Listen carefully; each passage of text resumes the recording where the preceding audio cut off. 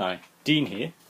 I just brought a brand new kettle because the old one blew up, and it got me thinking. Quite a few ex-moes who give up on the word of wisdom tend to ask about tea or coffee, not knowing where to start, so just thought I'd do a quick overview. This is by no means comprehensive, but to give you an idea, in the UK we don't tend to use loose tea leaves anymore. I know a lot of my American friends almost like to make a ceremony of it with a teapot and Earl Grey, but in the UK we just have this. It's tea leaves in a paper bag, put them in the cup, add boiling water, not hot, and add milk and sugar to taste. Obviously the least amount of sugar you can add the better in the long run. We take for granted that in the UK we have 3 kilowatt kettles. You can get kettles you put on the gas stove, but these are electric, so they tend to boil very quickly. However, if you have neither, you can use the good old microwave. However, make sure the water is boiling, not hot. However, hot water is fine for coffee. This is really cheap stuff. For guests, I don't like.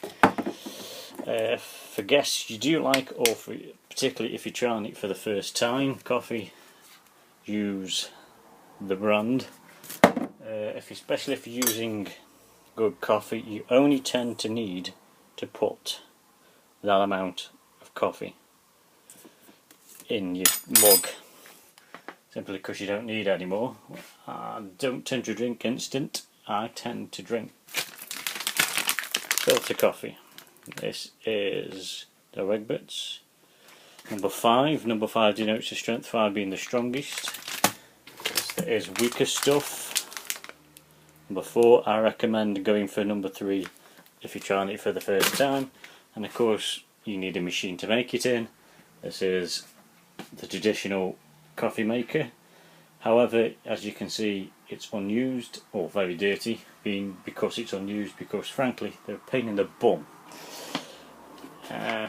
This one is actually a paperless filter. You just wash that out rather than having to buy filters all the time.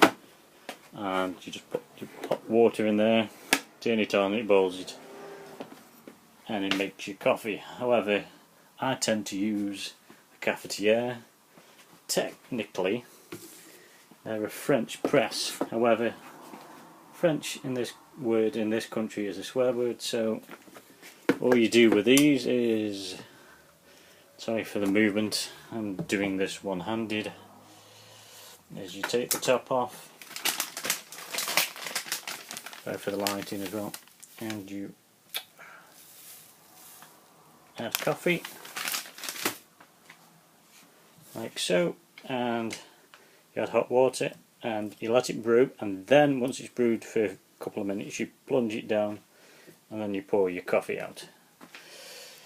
However, just a word of warning, if you drink tea, doesn't tend to be a problem, but coffee, if you're having 6-8 cups a day every day, there's a chance that you'll have high blood pressure. But to say it's a gateway drug or you're going to die simply, or cause cancers, is simply rubbish. Oh, and another thing is, don't obviously buy Asda/Walmart tea bags 80 for 37 pence, they'll be disgusting. These fresh brew ones are quite good. Tetley ones are probably the best, but to be honest, you don't need to spend that much. 3 pence a tea bag.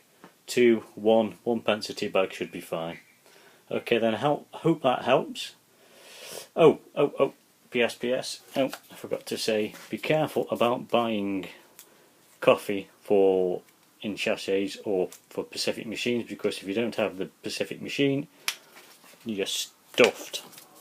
I know some of them, these coffee in liquid, that's actually just powdered coffee.